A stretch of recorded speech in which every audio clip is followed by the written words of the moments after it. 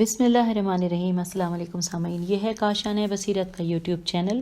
کتاب کا نام ہے مفاتیح الحیات، جس کو پڑھتے ہوئے یہ ہے پارٹ نمبر 11 اور ہم پڑھ رہے ہیں پیج نمبر 163 سے آغاز کرنے جا رہے ہیں۔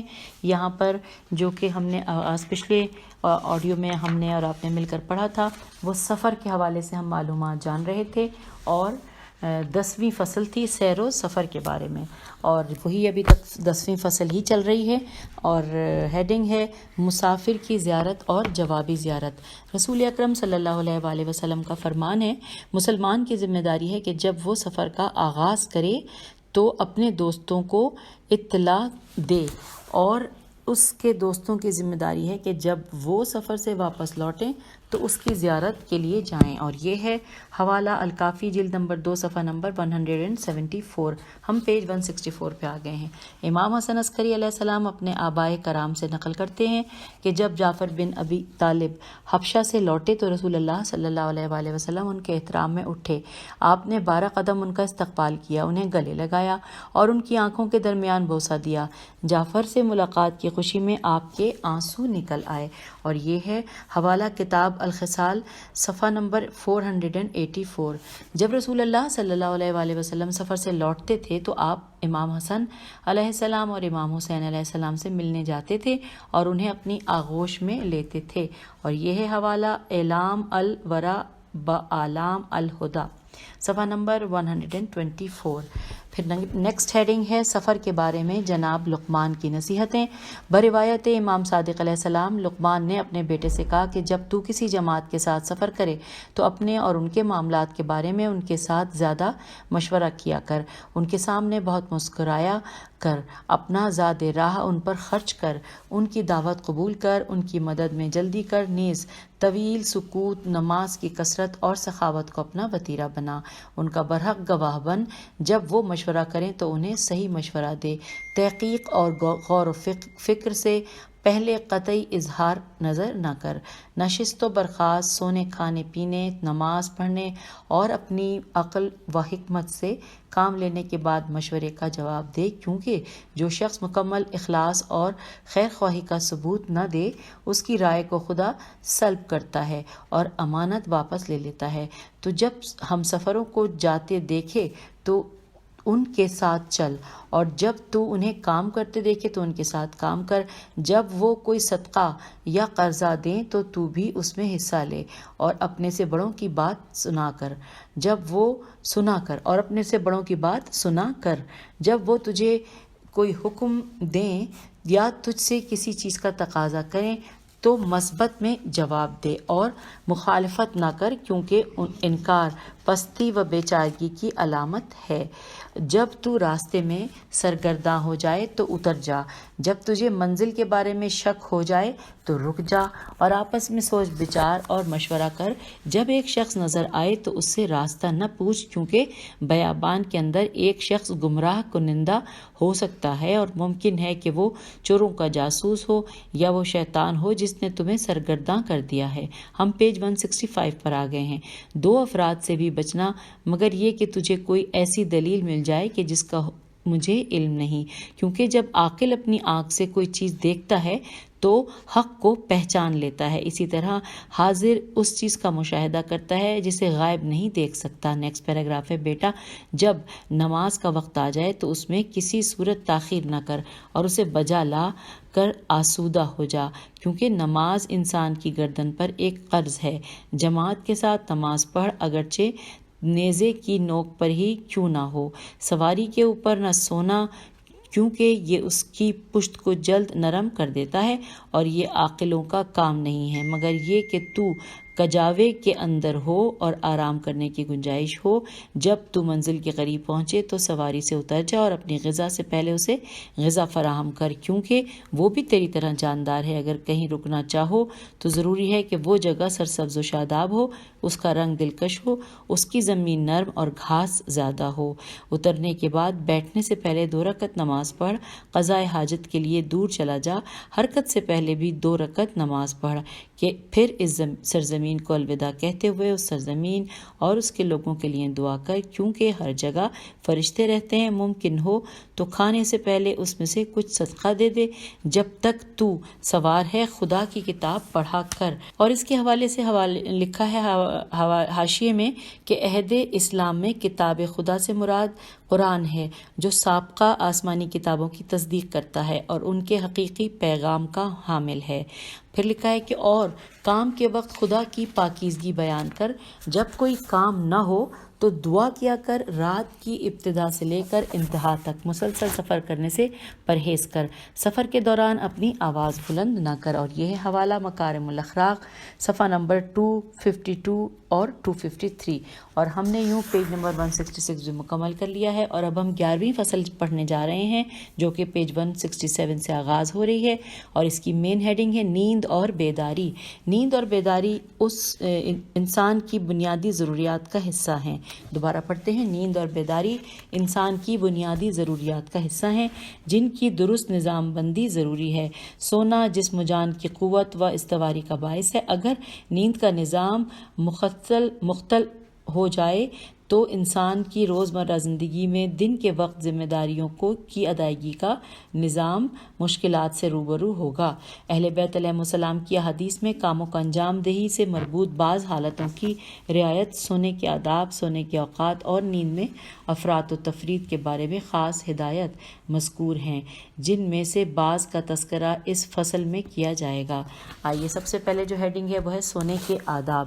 رسول اللہ صلی اللہ علیہ وآلہ وسلم کا فرمان ہے کہ اے علی علیہ السلام، نیند کی 4 اقسام ہیں: انبیاء پشت کے بل، مومنین دائیں پہلو کے بل، کفار و منافقین بائیں پہلو کے بل، اور شیاطین منہ کے بل سوتے ہیں۔ اور یہ ہے حوالہ الفقی، جلد نمبر 4، صفحہ نمبر 365۔ اب ہم آگئے پیج نمبر 168 پر۔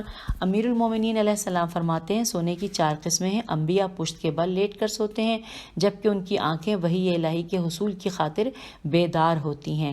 مومن قبلہ رخ ہو کر دائیں پہلو کے بل سوتا ہے۔ سلاطین اور ان کی اولاد غذا کے ہضم ہونے کی خاطر بائیں پہلو پر سوتے ہیں۔ ابلیس اور اس کے بھائی دیوانے اور عقل کی آفت کے شکار لوگ پیٹ کے بل سوتے ہیں۔ اور یہ ہے حوالہ عیون اخبار الرضا، جلد نمبر 1، صفحہ نمبر 246 اور 247۔ امام صادق علیہ السلام سے مروی ہے کہ جب رسول اللہ صلی اللہ علیہ وآلہ وسلم سونا چاہتے تھے تو مسواک کر کے بستر پر دائیں پہلو پر لیٹتے تھے اور اپنا دائیں ہاتھ دائیں گال کے نیچے رکھتے تھے۔ اور یہ ہے حوالہ مکارم الاخلاق، صفحہ نمبر 291۔ امام رضا علیہ السلام نے فرمایا کہ نیند کی قوت و سلطنت کا مرکز مغز ہے۔ نیند جسم کے استواری اور قوت کا سرچشمہ ہے، پس جب سونا چاہو تو پہلے دائیں پہلو پر پھر بائیں جانب سو جاؤ، اسی طرح اٹھتے وقت دائیں طرف سے اٹھو۔ اور یہ ہے حوالہ بحار الانوار، جلد نمبر 59 اور صفحہ نمبر 316۔ امام صادق علیہ السلام کا فرمان ہے کہ عمر رسیدہ لوگ اس حالت میں سوئیں کہ ان کے معدے میں غذا موجود ہو، اس صورت میں انہیں اچھی نیند آئے گی۔ اور یہاں پر ہے حوالہ مکارم الاخلاق، صفحہ نمبر 147۔ اور اب ہم آ گئے پیج نمبر 169 پہ، لکھا ہے سونے کی جگہ۔ رسول خدا صلی اللہ علیہ وآلہ وسلم نے فرمایا کہ چھت پر اور غیر محفوظ مقام پر سونے سے اجتناب کرو۔ اور یہ ہے حوالہ الجامع الصغیر، جلد نمبر 2، صفحہ نمبر 707۔ صادق علیہ السلام نے فرمایا کہ اپنے چوپائے کی پشت پر سوار سونے سے احتراز کرو، کیونکہ یہ اس کی پشت کے زخم کی خرابی کو سرت بخشتا ہے، جو عقلاء کا کام نہیں ہے مگر یہ کہ جو کجاوے کے اندر موجود ہو وہ وہاں تیرے لیے استراحت کرنا ممکن ہو۔ اور یہ ہے حوالہ الکافی، جلد نمبر 8، صفحہ نمبر 349۔ حضرت امام کاظم علیہ السلام کا فرمان ہے، رسول خدا صلی اللہ علیہ وآلہ وسلم نے اس شخص پر لعنت کی ہے جو گھر کے اندر اکیلا سوئے۔ اور یہ ہے حوالہ الفقی، جلد نمبر 2، صفحہ نمبر 277۔ اب نیکسٹ ہیڈنگ ہے سونے کے اوقات۔ امام باقر علیہ السلام نے فرمایا کہ دن کی ابتدا میں سونا نادانی اور کند ذہنی کا موجب ہے۔ قیلولہ، دوپہر کو تھوڑی دیر سونا نعمت ہے۔ عصر کے بعد سونا حماقت اور بیوقوفی کا موجب ہے، جبکہ مغرب اور عشاء کے درمیان سونا رزق سے محرومیت کا باعث ہے۔ اور یہ ہے حوالہ الفقی جلد نمبر 1 صفحہ نمبر 502۔ حضرت امیر المومنین علیہ السلام نے فرمایا مغرب و عشاء کے درمیان نیز طلوع آفتاب سے پہلے سونا فقر و ناداری کا موجب ہے، اور یہ ہے حوالہ کتاب الخصال صفحہ نمبر 505۔ اور ہم آ گئے پیج نمبر 170 پر، لکھا ہے سونے میں میانہ روی۔ رسول خدا صلی اللہ علیہ وآلہ وسلم نے فرمایا کہ خدا کو 3 چیزیں پسند ہیں، اور وہ یہ ہیں کم بولنا، کم سونا اور کم کھانا۔ اور یہ ہے حوالہ تنبیہ الخواطر و نزہۃ النواظر جلد نمبر 2 صفحہ نمبر 121۔ نیز فرمایا کہ مجھے اپنی امت کے بارے میں جن بدترین باتوں کا خوف ہے ان میں سے ایک زیادہ سونا ہے، اور یہ ہے حوالہ الجامع الصغیر جلد نمبر 1 صفحہ نمبر 49۔ پھر اس کے بعد امیر المومنین علیہ السلام کا ارشاد گرامی ہے کہ دنیا والے وہ ہیں جو زیادہ سوتے ہیں، اور اس کا حوالہ ہے ارشاد القلوب صفحہ نمبر 201۔ پھر ہے نیز آپ کا ارشاد ہے کہ زیادہ کھانا اور زیادہ سونا روح کو تباہ کرتے ہیں اور نقصان دہ ہیں، اور یہ ہے حوالہ غرر الحکم صفحہ نمبر 360۔ امام صادق علیہ السلام کا فرمان ہے زیادہ سونے سے دین و دنیا دونوں برباد ہوتے ہیں، اور یہاں پر حوالہ ہے الکافی جلد نمبر 5 صفحہ نمبر 84۔ امام باقر علیہ السلام نے فرمایا کہ 4 چیزیں ایسی ہیں جن کی کم مقدار بھی زیادہ ہے، اور وہ یہ ہیں نیند، بیماری اور دشمنی، یعنی ان میں سے ہر ایک کی معمولی مقدار کو بھی کم مت جانو بلکہ ان کی معمولی مقدار بھی زیادہ ہے اور بہت سے برے عواقب کو جنم دے سکتی ہے۔ حوالہ ہے کتاب الخصال صفحہ نمبر 238۔ اور پھر سے آگے ہے ہیڈنگ خواب پریشان۔ لکھا ہے امام صادق علیہ السلام نے فرمایا کہ جب کوئی شخص پریشان کن اور ناپسندیدہ خواب دیکھے، بریکٹ پہ لکھا ہے، اور نیند سے بیدار ہو جائے، بریکٹ کلوز، تو پہلو بدلے اور یہ آیت پڑھے۔ جس آیت کا ذکر یہاں پر ہے اس کا ترجمہ ہے، یہ سورہ مجادلہ کی آیت نمبر 10 ہے کہ منافقوں اور دل کی بیماروں کی بری سرگوشیاں تو بس شیطانی وسوسوں کا نتیجہ ہے تاکہ اس سے ایمانداروں کو رنج پہنچے، گو اللہ کی اجازت کے بغیر وہ انہیں کوئی نقصان نہیں پہنچا سکتا۔ یہ سورہ مجادلہ کی آیت نمبر 10 ہے، اور ہم پیج نمبر 171 پہ آ گئے ہیں اس کتاب کے۔ ہاں یہاں پہ لکھا ہے کہ اور پھر یہ کہے، اور جو کہے وہ اس کا حوالہ الکافی کے جلد نمبر 8 صفحہ نمبر 142 میں ہے، اور اس کے نیچے اردو میں لکھا ہے کہ اس چیز کے شر سے پناہ مانگتا ہوں۔ جب یہ لکھا ہے نا جہاں پہ کہ پھر یہ کہے، تو اور میں نے حوالہ بتا دیا لیکن ساتھ ساتھ ترجمہ بھی بتا رہی ہوں کہ اس چیز کی شر سے پناہ مانگتا ہوں جس کے شر سے اللہ کے مقرب فرشتوں، اس کے بھیجے ہوئے انبیاء اور اس کے صالح بندوں نے پناہ مانگی ہے۔ میں اس خواب کی شر سے جو میں نے دیکھا ہے، نیز مردود شیطان کے شر سے پناہ مانگتا ہوں۔ اور اب اگلی ہیڈنگ ہے بیداری کے بعض آداب و احکام۔ لکھا ہے بیداری کے دوران انسان مختلف کاموں کو انجام دیتا ہے۔ دینی تعلیمات میں ان میں سے بہت سے کاموں کے آداب و احکام بیان ہوتے ہیں جن میں سے بعض کی طرف یہاں اشارہ کیا جاتا ہے۔ اب یہاں پہ ہیڈنگ ہے تیامن، یہ الف میم نون اور پھر سلیش دائیں جانب کو ترجیح دینے کا حکم، یہ سب ہیڈنگ ہے۔ اور یہاں پر لکھا ہے کہ اسلامی تعلیمات میں بعض کاموں کے حوالے سے دائیں جانب کو ترجیح دی گئی ہے، بطور مثال دائیں ہاتھ سے کھانا، دائیں پاؤں سے مسجد میں داخل ہونا اور بیت الخلاء سے نکلنا وغیرہ۔ رسول اکرم صلی اللہ علیہ وآلہ وسلم کا فرمان ہے اللہ تعالیٰ ہر چیز کی دائیں جانب کو دوست رکھتا ہے۔ اور یہاں پر ہے حوالہ مستدرک الوسائل جلد نمبر 1 اور صفحہ نمبر 330۔ مروی ہے کہ رسول اکرم صلی اللہ علیہ وآلہ وسلم کاموں کو دائیں جانب سے انجام دینے کو پسند کرتے تھے، یہاں تک کہ سواری سے اترنے اور جوتا اتارنے اور جوتا پہننے کے مسئلے میں بھی۔ اور یہاں پر یہ حوالہ ہے اخلاق النبی و آدابہ صفحہ نمبر 149۔ پھر لکھا ہے کہ مسئلے میں بھی حد یہ ہے کہ جوتا اتارنے اور جوتا پہننے کے مسئلے میں بھی دائیں جانب کو، پھر آگے لکھا ہے دائیں جانب کو گندا کرنے سے منع کیا گیا ہے، چنانچہ فرمان نبوی ہے کہ اپنا لعاب دہن اپنی دائیں جانب مت رکھو، مت پھینکو، اگر بائیں طرف خالی جگہ نہ ہو تو پیروں کے نیچے تھوکو۔ اور یہاں پر یہ حوالہ ہے الجامع الصغیر جلد نمبر 1 صفحہ نمبر 66، اور ہم کتاب کے پیج نمبر 172 پر ہیں۔ موقع کے اگلی ہیڈنگ ہے موقع سے استفادہ۔ رسول اکرم صلی اللہ علیہ وآلہ وسلم کا فرمان ہے کہ خدا نے تمہاری زندگی کو حیات بخش ملائم ہواؤں سنہری مواقع سے نوازا ہے، پس زبردست تیاری کے ساتھ ان مواقع سے فائدہ اٹھاؤ۔ اور یہ ہے حوالہ اوالی اللآلی جلد نمبر 4 صفحہ نمبر 118 اور بحار الانوار جلد نمبر 68 صفحہ نمبر 221۔ نیز فرمایا مومن کو چاہیے کہ اپنی طاقت کو اپنے فائدے کے لیے اور دنیا کو اپنی آخرت کے لیے استعمال کرے، نیز بڑھاپے سے پہلے، جوانی سے اور موت سے پہلے زندگی سے استفادہ کرے۔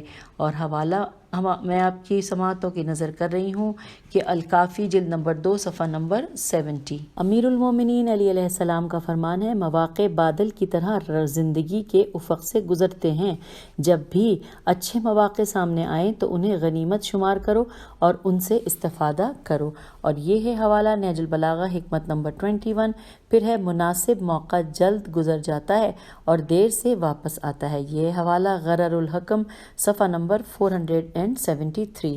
امام باقر علیہ السلام کا فرمان ہے کہ مواقع سے فائدہ اٹھاتے ہوئے اپنے مقاصد حاصل کر لو، کوئی موقع فراغت کے اوقات اور تندرستی سے زیادہ کارگر نہیں ہے۔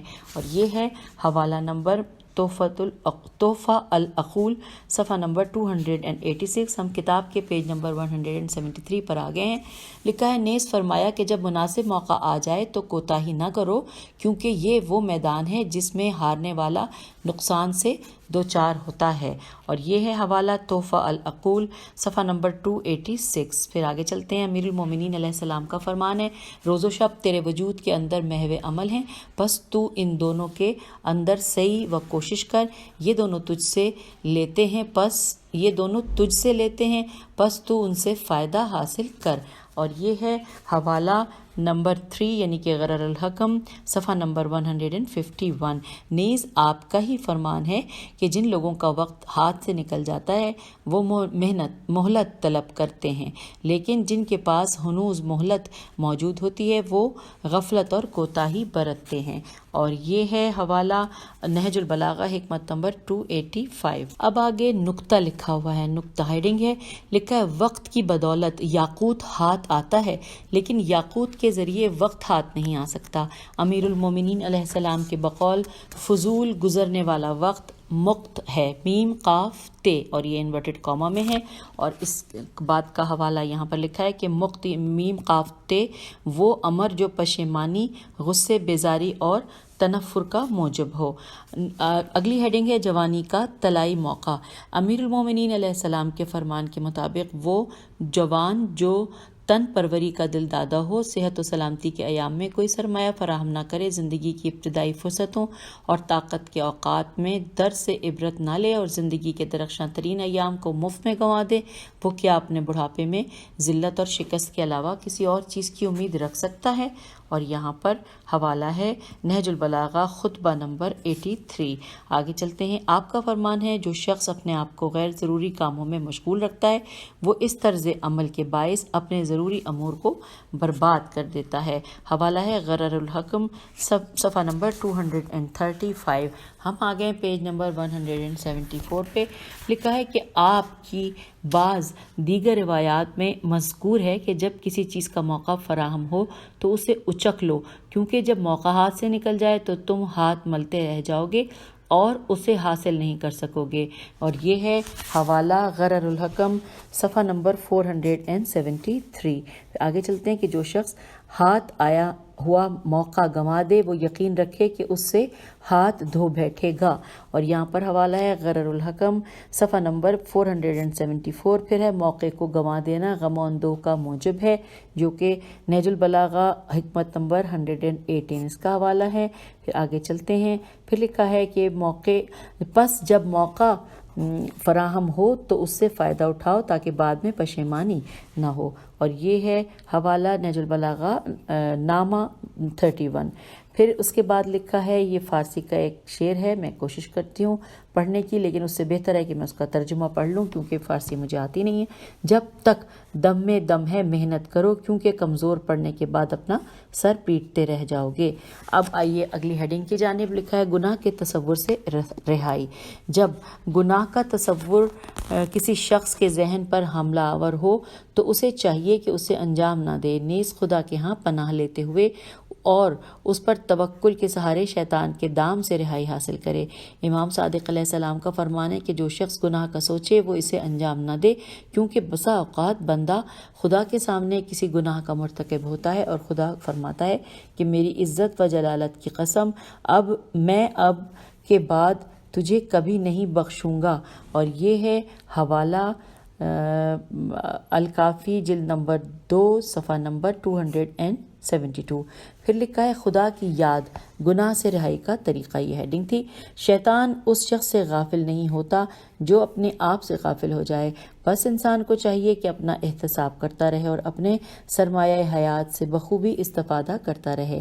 حضرت امام صادق علیہ السلام فرماتے ہیں کہ شیطان کسی شخص کو نہیں بہکا سکتا مگر یہ کہ وہ خدا کو بھلا دے، اس کے حکم کو اہمیت نہ دے، اس کی نافرمانی کا رخ کرے اور اس بات کو فراموش کر دے کہ خدا اس کے اسرار سے آگاہ ہے۔ اور یہاں پر حوالہ ہے مصباح الشریعہ صفحہ نمبر 79، بہار الانوار جلد نمبر 69 اور صفحہ نمبر 124۔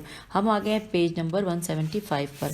آپ کا ہی فرمان ہے کہ جب شیطان تیرے دل میں وسوسہ ڈالے تاکہ تجھے راہ حق سے دور کرے اور تیرے ذہن سے خدا کی یاد کو محو کرے، تو خدا کے ہاں اس کے شر سے پناہ مانگو اور خدا پر توکل کرو، کیونکہ وہ باطل کے مقابلے میں حق کی مدد اور مظلوم کی نصرت کرتا ہے، جیسا کہ اس نے خود فرمایا ہے کہ شیطان خدا پر ایمان لانے والوں اور توکل کرنے والوں پر غلبہ نہیں کر پا سکتا۔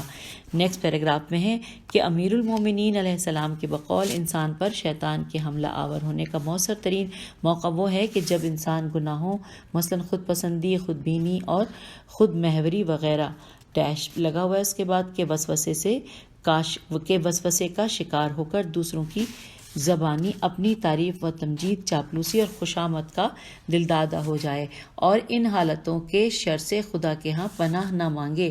اور یہ ہے حوالہ جو کہ ہم نے نوٹ کرنا ہے، سورہ نحل آیت نمبر 99 کا یہاں پہ حوالہ بھی دیا ہوا ہے، جبکہ کتاب کا حوالہ ہے مصباح الشریعہ صفحہ نمبر 79 اور 80 اور بہار الانوار جلد نمبر 69 صفحہ نمبر 125۔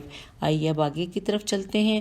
یہاں پر آ گیا ہے نکتہ، لکھا ہے کہ خدا کی یاد اور اس کے یہاں پناہ لینا شیطان کے دام سے رہائی کا بہترین ذریعہ ہے، چونکہ کوئی زمانہ اور کوئی جگہ خدا کے وجود سے خالی نہیں، اس لیے کسی زبان کو خدا کے ذکر اور اس کی یاد سے خاموشی اختیار نہیں کرنا چاہیے، کیونکہ انسانی احتیاجات دائمی ہیں اور احتیاجات کی برطرفی کا بہترین عامل اس بے نیاز خدا کی یاد ہے جو ہمیشہ حاجت مندوں کی حاجت روائی کے درپے رہتا ہے۔ بنابراین اگر کسی زمانے میں یا کسی جگہ یا کسی زبان کے ذریعے اس زرعی موقع سے استفادہ نہ کیا جائے تو اس کا نتیجہ حسرت و پشیمانی کے علاوہ کچھ بھی نہیں ہوگا۔ اور یہ ہے حوالہ نہج البلاغہ نامہ 53 اور بند نمبر 145۔ اب اگلی ہیڈنگ ہے ذکر کا مصداق۔ لکھا ہے امام صادق علیہ السلام کا فرمان ہے کہ ذکر خدا سے مراد صرف یہ نہیں کہ سبحان اللہ والحمد للہ ولا الہ الا اللہ واللہ اکبر کا ورد کیا جائے، بلکہ ذکر خدا یہ ہے کہ جب خدا کسی چیز کا حکم دے تو تم اس کی اطاعت کرو، اور جب وہ تمہیں کسی چیز سے روکے تو تم اسے ترک کرو۔ اور یہ ہے یہاں پر حوالہ تسنیم جلد نمبر 7 صفحہ نمبر 554۔ ہم کتاب کے پیج نمبر 176 پر آ گئے ہیں۔ لکھا ہے جس طرح اسلام نے خود ذکر کی تلقین کی ہے، اسی طرح اس کی کیفیت بھی بتا دی ہے۔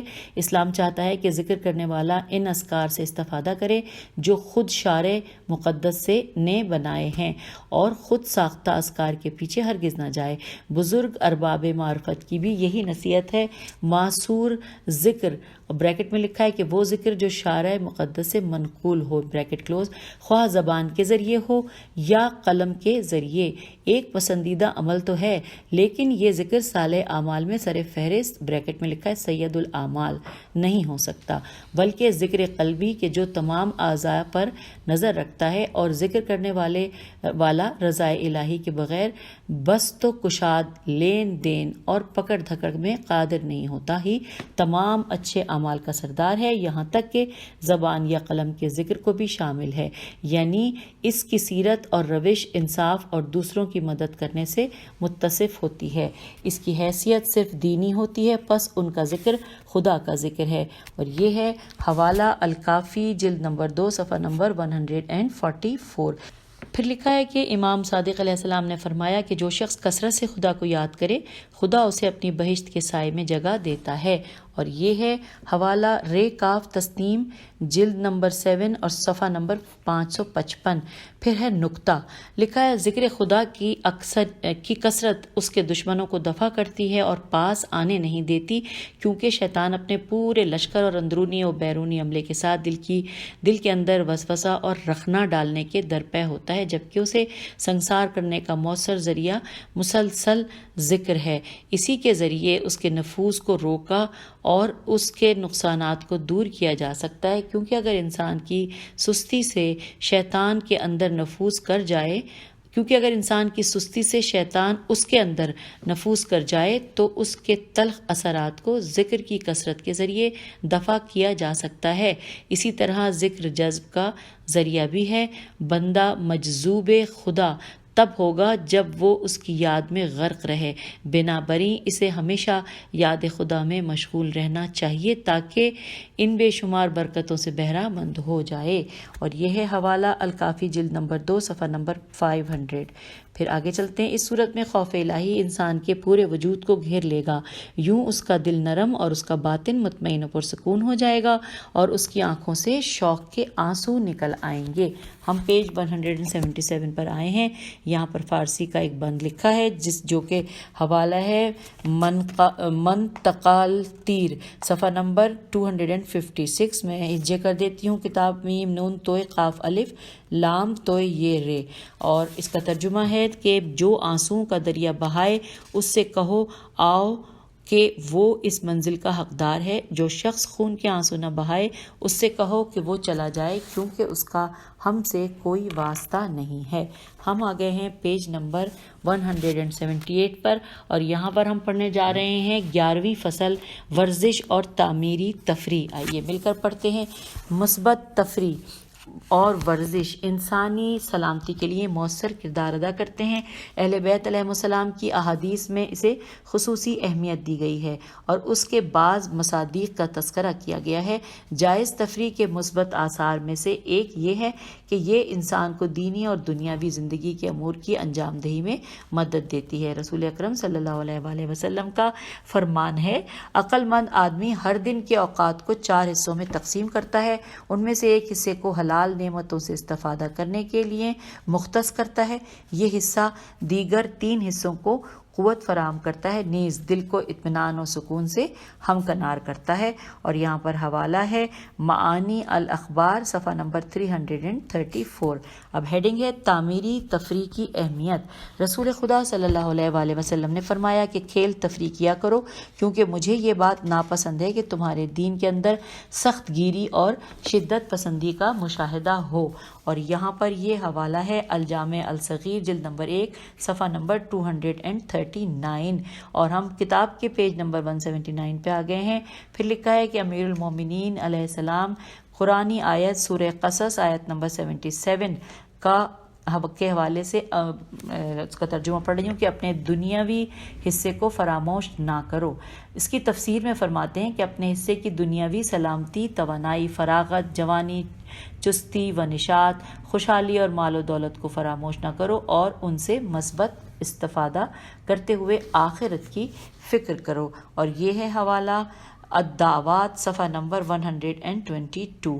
حضرت امام صادق علیہ السلام نے فرمایا کہ حکمت آل داؤد میں مذکور ہے کہ صاحب عقل مسلمان کو چاہیے کہ صرف 3 امور کے در پہ رہے، اور وہ یہ ہیں: امور زندگی کی اصلاح، توشہ آخرت کی فراہمی اور حلال لذتوں سے استفادہ۔ اور یہاں پر میں اس کا آپ کو حوالہ بتاتی ہوں، الکافی جلد نمبر 5 صفحہ نمبر 87۔ آگے چلتے ہیں۔ امام کاظم علیہ السلام نے فرمایا، اپنے شب و روز کو 4 حصوں میں تقسیم کرنے کی کوشش کرو۔ ایک حصہ خدا کے حضور راز و نیاز کے لیے ہو، ایک حصہ زندگی کے مخارج کی فراہمی کے لیے ہو، اور ایک حصہ ان قابل اعتماد بھائیوں اور دوستوں کی ہم نشینی کے لیے ہو جو تمہارے عیوب کو برطرف کرنے میں اخلاص کے ساتھ سہیم ہوں، سین ہے یہ میم ہوں، اور ایک حصہ حلال لذتوں سے استفادہ کرنے کے لیے مختص کرو۔ اور یہاں پر حوالہ نوٹ کر لیجئے، تحفہ العقول صفحہ نمبر 409۔ آپ کا ہی فرمان ہے کہ دنیا کی حلال لذتوں میں اپنے لیے ایک حصہ قرار دو جس کا حصول مروت و آدمیت کے برخلاف بریکٹ میں لکھا ہے لاپرواہی اور اسراف کی حد کو نہ پہنچے۔ یوں اپنے دینی کاموں کی انجام دہی میں اس سے مدد لو، کیونکہ مروی ہے کہ جو شخص اپنے دین کی خاطر ترک دنیا کرے اس کا تعلق ہم سے نہیں ہے۔ اور یہ ہے حوالہ تحفہ العقول صفحہ نمبر 410۔ ہم آ گئے ہیں کتاب کے صفحہ نمبر 180 پر۔ ہیڈنگ ہے تعمیری تفریح کے آثار۔ امیر المومنین علیہ السلام کا فرمان ہے، خوشی اور شادمانی کے لمحات روح اور جان کی تازگی و نشاط کی مناسب مواقع ہیں۔ اور یہ ہے حوالہ غرر الحکم صفحہ نمبر 319۔ آپ نے یہ بھی فرمایا کہ خوشی اور شادمانی روحانی اطمینان و سکون اور تازگی میں اضافے کا موجب ہے۔ اور یہ ہے حوالہ غرر الحکم صفحہ نمبر 319۔ اگلی ہیڈنگ ہے تفریح کے بعض نمونے۔ اب جو نمونے ہیں وہ الگ الگ سب ہیڈنگز میں ہیں۔ سب سے پہلے ہے گھڑ دوڑ اور تیر اندازی۔ رسول خدا صلی اللہ علیہ وآلہ وسلم نے فرمایا کہ خدا کے ہاں سب سے زیادہ پسندیدہ تفریح گھڑ دوڑ یعنی کہ گھڑ سواری اور تیر اندازی ہے۔ اور اس کا حوالہ ہے الجامع الصغیر جلد نمبر 1 صفحہ نمبر 38۔ نیز فرمایا تیر اندازی کرو اور سواری کرو، میرے نزدیک تیر اندازی زیادہ محبوب ہے۔ اس کا حوالہ ہے الجامع الصغیر جلد نمبر 1 صفحہ نمبر 146۔ نیز فرمایا کہ سوار ہونا خوشی اور شادمانی کا موجب ہے۔ اور اس کا حوالہ ہے صحیفۃ الامام الرضا صفحہ نمبر 72۔ اور اس کے ساتھ ساتھ عیون اخبار الرضا جلد نمبر 2 صفحہ نمبر 40۔ یہ دونوں حوالے آپ کی سماعتوں کی نظر ہو گئے۔ آپ کا ہی فرمان ہے کہ مومن کی تفریح گھوڑوں کو سدھانے، تیر چلانے اور اپنی بیویوں سے لذت حاصل کرنے میں ہے۔ اور یہ ہے حوالہ الکافی جلد نمبر 5 صفحہ نمبر 50۔ انس بن مالک سے پوچھا گیا کہ کیا آپ لوگ رسول اللہ صلی اللہ علیہ وآلہ وسلم کے عہد میں گھڑ سواری کا مقابلہ کرتے تھے؟ انس نے کہا ہاں، رسول خدا صلی اللہ علیہ وآلہ وسلم اپنے گھوڑے کے ساتھ مقابلے میں شریک ہوئے، سبقت لے گئے اور اس کام سے مسرور ہوئے۔ آپ نے اس عمل کو پسند فرمایا۔ اور یہ ہے حوالہ اوالی اللآلی جلد نمبر 3 صفحہ نمبر 265۔ ہم اس کتاب کے پیج نمبر 181 پہ آ گئے ہیں۔ امام صادق علیہ السلام نے فرمایا، رسول خدا صلی اللہ علیہ وآلہ وسلم کے پاس ایک اونٹ تھا جو کبھی مقابلے میں پیچھے نہیں رہتا تھا۔ ایک دفعہ آن حضرت صلی اللہ علیہ وآلہ وسلم نے ایک صحرا نشین عرب کا مقابلہ کیا۔ اس عربی کا اونٹ آپ کے اونٹ پر سبقت لے گیا۔ مسلمان اس صورتحال کے باعث محزون ہو گئے، اور رسول خدا صلی اللہ علیہ وآلہ وسلم نے فرمایا کہ اس یعنی میرے اونٹ نے اپنے آپ کو برتر دیکھا اور خدا کے لیے سزاوار ہے کہ برتری کے ہر متلاشی کو نیچا دکھائے۔ اور یہ ہے حوالہ المحاسن صفحہ نمبر 122، وسائل الشیعہ جلد نمبر 15 صفحہ نمبر 378۔ اور اب ہم آگے کی طرف چلتے ہیں۔ رسول خدا صلی اللہ علیہ وآلہ وسلم انصار کے ایک گروہ کے پاس سے گزرے جو تیر اندازی میں مصروف تھے۔ آن حضرت صلی اللہ علیہ وآلہ وسلم ایک جماعت کے پاس گئے جو آپس میں تیر اندازی کا مقابلہ کر رہے تھے۔ اور یہاں پر یہ حوالہ ہے الاوالی اللآلی جلد نمبر 3 صفحہ نمبر 266۔ پھر لکھا ہے کہ امام صادق علیہ السلام تیر اندازی، نشانہ بازی اور گھڑ دوڑ کے میدانوں میں حاضر ہوتے تھے۔ اور یہ ہے حوالہ الکافی جلد نمبر 5 صفحہ نمبر 50۔ آگے چلتے ہیں، رسول خدا صلی اللہ علیہ وآلہ وسلم نے فرمایا جو شخص تیر اندازی سیکھنے کے بعد اسے چھوڑ دے بتحقیق اس نے اپنے استاد اور سیکھے ہوئے فن کی ناشکری کی ہے۔ اور یہ ہے حوالہ الجامع الصغیر جلد نمبر 1 صفحہ نمبر 146۔ پھر ہے تیرنا اور دھاگا کاتنا۔ حضرت رسول خدا صلی اللہ علیہ وآلہ وسلم کا فرمان ہے کہ مرد مومن کی سب سے اچھی تفریح تیراکی ہے، جبکہ عورتوں کی بہترین تفریح دھاگا کاتنا ہے۔ اور یہاں پر حوالہ ہے الجامع الصغیر جلد نمبر 1 صفحہ نمبر 627۔ رسول خدا صلی اللہ علیہ وآلہ وسلم تیرنے والے اور تیر اندازی کرنے والے کو پسند فرماتے تھے۔ اور یہ ہے حوالہ الدر المنشور جلد نمبر 3 صفحہ نمبر 193۔ اور ہم آگے ہیں کتاب کے صفحہ نمبر 182 پر۔ لکھا ہے کہ آپ نے یہ بھی فرمایا کہ اپنے بیٹوں کو تیر اندازی اور تیراکی سکھاؤ۔ اور یہ ہے حوالہ النوادر جلد نمبر 49۔ آگے چلتے ہیں، لکھا ہے مزاح۔ امام باقر علیہ السلام نے فرمایا مومن کی تفریح 3 چیزوں میں ہے: اپنی شریک حیات سے استفادہ، دوستوں کے ساتھ مزاح اور نماز شب۔ اور اس کا حوالہ ہے کتاب الخصال صفحہ نمبر 161۔ نیکسٹ ہیڈنگ ہے ناپسندیدہ تفریح اور ورزشیں۔ امیر المومنین علیہ السلام سے مروی ہے کہ غلیل بازی، ٹھیکرا بازی، چوئنگم چبانا، تکبر کے اظہار کے لیے ڈھیلا اور لمبا لباس پہننا اور لباس کے بٹن کھلے رکھنا قوم لوط کی عادات میں شامل ہیں۔ اور یہ ہے حوالہ کتاب الخصال صفحہ نمبر 331۔ پھر حضرت امام باقر علیہ السلام کا فرمان ہے کہ جوئے بازی کی مختلف اقسام، اب بریکٹ میں لکھا ہے میسر میم یہ سین شمار ہوتی ہیں، جسے قرآن میں شیطانی عمل قرار دیا گیا ہے۔ اور یہاں پر یہ ہے حوالہ، یہاں پر جو آیت جس کا حوالہ دیا گیا ہے وہ سورہ مائدہ آیت نمبر 90 ہے، اور جبکہ اس کا حوالہ مجمع البیان جلد نمبر 3 صفحہ نمبر 370 ہے۔ امام رضا علیہ السلام نے فرمایا خدا نے اپنے بندوں کو جوئے کی تمام اقسام کی جن میں شرط لگائی جائے سے نہیں کیا ہے، اور ان سے اجتناب کا حکم دیتے ہوئے ان کو ناپاک قرار دیا ہے، اور فرمایا ہے کہ یہ وہ ناپاک امور ہیں جو شیطانی وسوسوں کا نتیجہ ہیں، پس ان سے بچو۔ اور یہاں پر حوالہ ہے، آیت ہے اس کے بارے میں سورہ مائدہ کی آیت نمبر 90، اور حوالہ کتاب کا ہے فقہ الرضا صفحہ نمبر 248۔ تو یوں ہم نے مکمل تمام جو فصلیں تھیں آخری وہ بھی پڑھ لی، اور پہلا باب جس میں کہ ہم مکمل کر چکے ہیں، اور اب ہم نے پہلے باب میں 11 فصلیں تھیں جو مکمل کر لی ہیں، اور دوسرا باب ہم انشاءاللہ اگلی آڈیو میں مل کر پڑھیں گے۔ پیج نمبر 182 پہ آپ سے اجازت، خدا حافظ، فی امان اللہ۔